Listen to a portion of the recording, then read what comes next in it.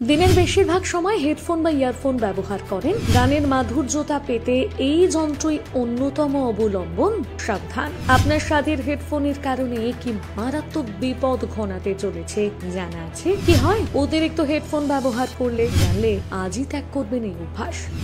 বাড়ি থেকে অফিস যাওয়ার পথে হোক বা কোথাও ঘুরতে যাওয়ার সময়, ট্রেনে বাসে জানলার ধারে সিটে বসে কানে হেডফোন গুঁজে যাত্রাপথটা মধুর করে তোলেন কম বেশি প্রায় সকলে। এক কথায়, হেডফোন ও ইয়ারফোন ছাড়া জীবনযাপনের কথা ভাবা এক প্রকার অসম্ভব। কিন্তু এবার এমন অভ্যেস থাকলে এক্ষুনি সাবধান হওয়ার সময় এসে গিয়েছে, কারণ এমন অভ্যাস দিনের পর দিন চুপিসারে মারাত্মক ক্ষতি করে চলেছে। কি কি ক্ষতি করে হেডফোন? মনের ওপর খারাপ প্রভাব। হ্যাঁ, হেডফোন এবং ইয়ারফোন ইলেকট্রোম্যাগনেটিক তরঙ্গ উৎপন্ন করে, ফলে এটি যদি দীর্ঘ সময়ের জন্য ব্যবহার করা হয় তবে এটি মস্তিষ্কে খুব খারাপ প্রভাব ফেলে। তাই ইয়ারফোন বা হেডফোন ব্যবহার করার সময় স্বাস্থ্যের যত্ন নেওয়া জরুরি। শোনার অসুবিধে বা বধিরতা, কাজ করার সময় বা কথা বলার সময় কয়েক ঘন্টা হেডফোন ব্যবহার করলে কানের সমস্যা হতে পারে, কারণ হেডফোন থেকে যে ইলেকট্রোম্যাগনেটিক তরঙ্গ সৃষ্টি হয় সেটি মস্তিষ্কের জন্য অত্যন্ত ক্ষতিকর। এই কারণে ব্লুটুথ হেডফোন ব্যবহারকারীদের ঝুঁকি সবচেয়ে বেশি। কানের যন্ত্রণা, হেডফোন বা ইয়ারফোন ব্যবহার করলে বা দীর্ঘ সময় ধরে গান শুনলে কানের ভেতরে একটি অদ্ভুত শব্দ অনুরণিত হয়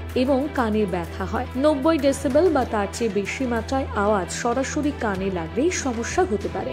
এছাড়া দীর্ঘক্ষণ হেডফোন ব্যবহার করলে কানের পাশাপাশি মস্তিষ্কের উপর ক্ষতিকর প্রভাব পড়ে। গবেষণায় দেখা গিয়েছে এক্ষেত্রে ব্রেনের সূক্ষ্ম নার্ভের ক্ষতি হতে পারে, এমনকি পরবর্তী সময় এর থেকে ডিজেনারেটিভ ডিজিজ হওয়ার আশঙ্কা রয়েছে। তখন স্মৃতির পাতা ধীরে ধীরে আলগা হতে থাকে। তাই যেন তেন প্রকারেণ হেডফোন ব্যবহার কমাতে হবে, না হলে কিন্তু অপেক্ষায় রয়েছে চরম বিপদ। তাহলে স্বাস্থ্যের খেয়াল রাখতে কিভাবে ব্যবহার করবেন ইয়ারফোন? ইএনটি বিশেষজ্ঞদের মতে মোবাইলে কোনো সিনেমা দেখতে হলে আধ ঘন্টা পর মিনিট 5 জন্য বিরতি নেওয়া জরুরি। এই সময় কান বিশ্রাম পাবে। তাছাড়া যে ব্র্যান্ডের মোবাইল ব্যবহার করা হচ্ছে ঠিক সেই ব্র্যান্ডের মডেলটির ইয়ারফোন ব্যবহার করতে হবে, কারণ প্রতিটি মোবাইল ফোন প্রস্তুতকারী প্রতিষ্ঠান তাদের নির্দিষ্ট মোবাইল ফোনের জন্য নির্দিষ্ট ইয়ারফোন তৈরি করে। ফোন থেকে বের হওয়া রশ্মির তরঙ্গ, শব্দ তরঙ্গের কম্পন ইত্যাদির উপর ভিত্তি করে ইয়ারফোনের তরঙ্গ, ক্ষমতা ইত্যাদি ঠিক করা হয়। তাই ইয়ারফোন খারাপ হলে নির্দিষ্ট মডেলের সঠিক ইয়ারফোন কিনে তবেই ব্যবহার করা উচিত। হেডফোন বা ইয়ারফোনে কখনোই সর্বোচ্চ ভলিউমে কিছু শোনা উচিত না, এতে কানের পর্দা ক্ষতিগ্রস্ত হয়। হেডফোনের মাধ্যমে এই আওয়াজ সরাসরি কানে প্রবেশ করে, তাই এই বিষয়ে বিশেষভাবে সচেতন থাকা জরুরি। প্রতিটি ফোনেই হেডফোনের ভলিউম শ্রবণযোগ্য মাত্রা নির্দেশ করে থাকে, যে নির্দেশ মেনে চলাই শ্রেয়।